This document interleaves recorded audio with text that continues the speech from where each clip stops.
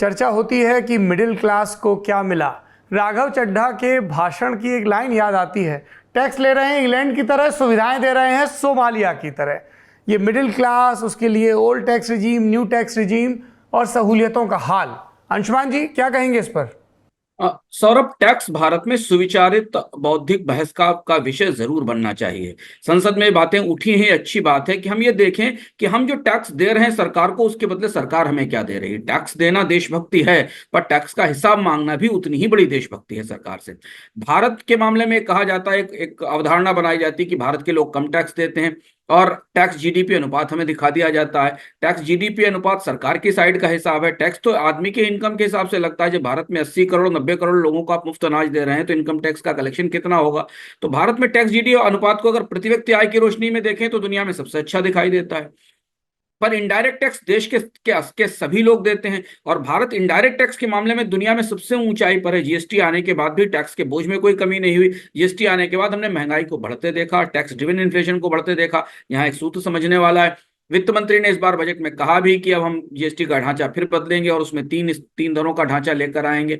तो भारत में आप एक ही चीज के लिए कितनी बार टैक्स देते हैं। कार खरीदने के लिए आप टैक्स देते हैं, फिर व्हीकल रजिस्ट्रेशन का टैक्स देते हैं, इसके बाद फिर टोल टैक्स देते हैं। एक ही सेवा के उपयोग के लिए मल्टीपल टैक्सेशन है, और इतने सारे टैक्सेशन के बदले सरकार की तरफ से मिलने वाली सुविधाएं नगण्य हैं। शहरों में रहने वाले लोग पानी भी खरीद रहे हैं, पावर बैकअप भी दे रहे हैं, सिक्योरिटी भी दे रहे हैं। जिस सिक्योरिटी के लिए वो पैसा देते हैं, वो सिक्योरिटी अपने गेट पे, अपने अपार्टमेंट के गेट पर देते हैं। तो जितनी सुविधाएं हमें सरकार की तरफ से मिलनी चाहिए, उन सुविधाओं के रोशनी में अगर टैक्स को देखा जाए तो बिल्कुल सही है कि भारत के लोग टैक्स पे कर रहे हैं और उसके बदले सरकारें उन्हें नहीं दे रही। कोविड ने हमें ये दिखाया कि हेल्थ पर सेस लगाने के बावजूद हमारे पास जरूरत थी तो हेल्थ सुविधाएं नहीं आ पाई, और अब हम जब कोविड के बाद देख रहे हैं कि हेल्थ केयर में कॉस्ट भी बढ़ गई और लोग प्राइवेट हॉस्पिटल्स की तरफ और ज्यादा जाने लगे। यही स्थिति एजुकेशन में है।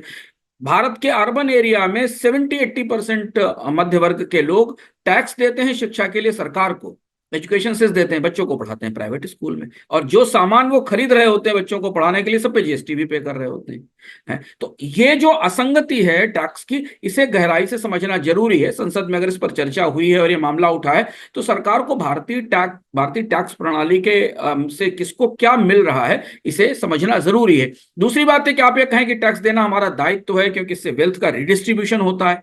यह भी समझना जरूरी है कि पिछले 10 साल में भारत में कारपोरेट से लिए जाने वाले टैक्स की मात्रा घट गई है और आम लोगों से लिए जाने वाला टैक्स बढ़ गया है। इस समय अगर आप ताजा टैक्स का हिसाब बजट के भीतर देखें, बजट के आंकड़ों में देखें, तो कंज्यूमर से लिए जाने वाला टैक्स और हमारी इनकम पर लिए जाने वाला टैक्स सरकार को कंपनियों से मिलने वाले टैक्स से कहीं ज्यादा हो गया है।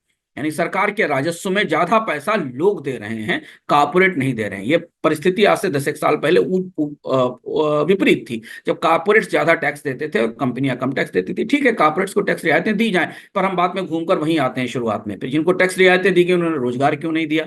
यही बात तो आर्थिक समीक्षा पूछ रही है। तो टैक्सेशन बढ़ा है, डायरेक्ट इनडायरेक्ट टैक्सेशन बढ़ा है पूरे देश के अंदर, अलग अलग जगह। अब निवेश एक हिस्सा बचा था, उस पर भी सरकार ने कैपिटल गेन्स टैक्स की दर बढ़ा दी। तो टैक्स बढ़ाना बुरा नहीं है, लेकिन टैक्स के साथ लोगों की इनकम भी बढ़नी चाहिए, उनके जीवन जीने की लागत भी कम होनी चाहिए। तो टैक्स एक बड़ी बहस मांगते हैं, वास्तविकता में एक बड़ी बहस की जरूरत है कि टैक्स हम जितना दे रहे हैं उसके बदले हमें सरकार क्या देती है। मध्य वर्ग की पहचान भी सरकार के आर्थिक आंकड़ों में खासी उलझी हुई है। आप किसे मध्य वर्ग माने। बजट आते हैं तो सारी बजट की अपेक्षाएं 2-2.5 करोड़ इनकम टैक्स पेयर्स के ऊपर निर्भर हो जाती हैं। छोटा सा संघ से लोग जमात है जो इनकम टैक्स वास्तव में देता है। रिटर्न भरने वाले तो बहुत हो सकते हैं, पर वास्तविक रूप से इनकम टैक्स देने वाले लोग होते हैं। उन्हें भी जो रियायतें मिली उसे आप मिडिल क्लास नहीं मान सकते, क्योंकि भारत का मिडिल क्लास बहुत वाइब्रेंट और बहुत बड़ा है। अपर मिडिल क्लास है, लोअर मिडिल क्लास है, और उसके बाद हायर मिडिल क्लास है। उनमें tax payers, income tax payers की जमात एक छोटी सी जमात है।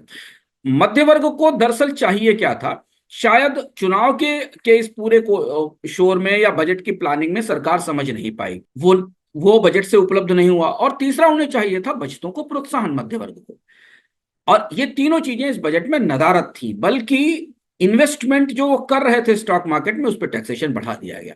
तो इसलिए मिडिल क्लास की दृष्टि से ये बजट खट्टा भी है। और सबसे बड़ी बात यह कि मिडिल क्लास के लिए जो दो सबसे बड़ी चुनौतियां थी, बचत और निवेश, इन दोनों के लिए प्रोत्साहन नदारद थे। और ये यही वजह है कि इस तरीके की प्रतिक्रिया आ रही हैं कि मिडिल क्लास के लिए कोई बड़ी चीजें नहीं आई। मिडिल क्लास का ये प्रॉब्लम हो रहा है जो राघव जी बोलने की कोशिश कर रहे हैं, और अपर मिडिल क्लास का खासकर, जो वैसे जिनका वैसे भी मीडिया में और पॉपुलर उसमें ज्यादा आवाज है, उनके साथ एक जेन्युइन प्रॉब्लम अब ये हो रहा है कि थोड़े टाइम तक वो लोग जो है, एल्बर्ट हर्शमैन एक बहुत फेमस इकोनॉमिस्ट हैं जो मेरे काफी प्रिय हैं, उनका एक बड़ा फेमस एक जुमला था कि जब भी आप किसी एक प्रॉब्लम को फेस करते हैं तो आप 3 चीजें कर सकते हैं: एग्जिट, वॉइस या लॉयल्टी।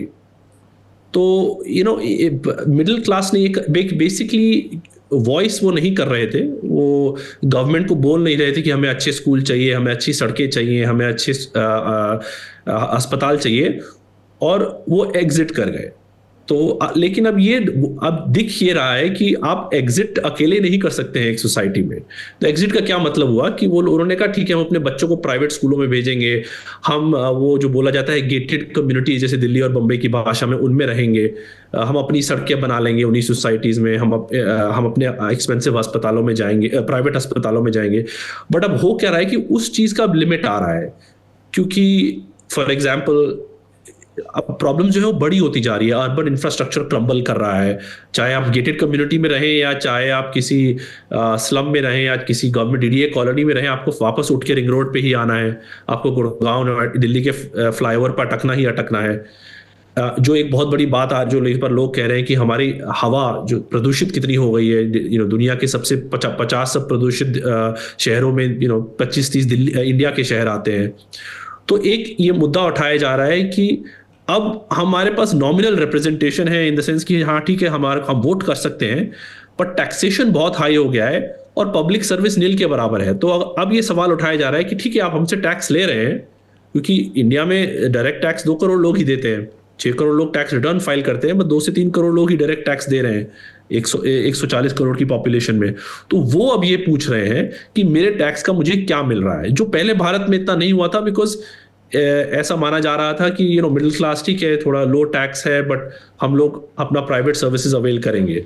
अब ये भी लोग भी पूछ रहे हैं कि अगर आप हमारे कैपिटल गेन्स टैक्स बढ़ा देंगे, हमारा प्रॉपर्टी टैक्स बढ़ा देंगे, हमारे स्टॉक जो स्टॉक इक्विटी में हम इन्वेस्ट कर रहे हैं, जो ये सीधा जो अपर मिडिल क्लास को हिट करता है, ये आप इसमें भी टैक्स बढ़ा देंगे, तो अब मुझे आपसे पूछना पड़ेगा कि आप हमारे लिए क्या कर रहे हैं आप। और ये फिर सवाल भी आया था, एक फ्रस्ट्रेशन भी है, जैसे कि जब एटलीस्ट अर्बन एलीट में एक फ्रस्ट्रेशन है कि जैसे कि जब फार्म लॉस पे जब प्रोटेस्ट किया गया था कि ठीक है एक प्रोटेस्ट हुआ, बट अगर आप बिग फार्मर्स हैं तो, और आप मेरे से ज्यादा कमा रहे हैं, मेरे जितना कमा रहे हैं, तो आप टैक्स क्यों नहीं दे रहे और मैं इतना टैक्स क्यों भर रहा हूं जी। तो ऐसे जो मूल सवाल है ये उठ रहे हैं, और ये सवाल, ये जैसे उदित कह रहे थे, ये जाने वाला नहीं है, ये एक बहुत इंपॉर्टेंट सवाल है, क्योंकि जब आप एक लाभार्थी मॉडल बनाएंगे, उस लाभार्थी मॉडल का भुगतान भी कहीं करना पड़ेगा।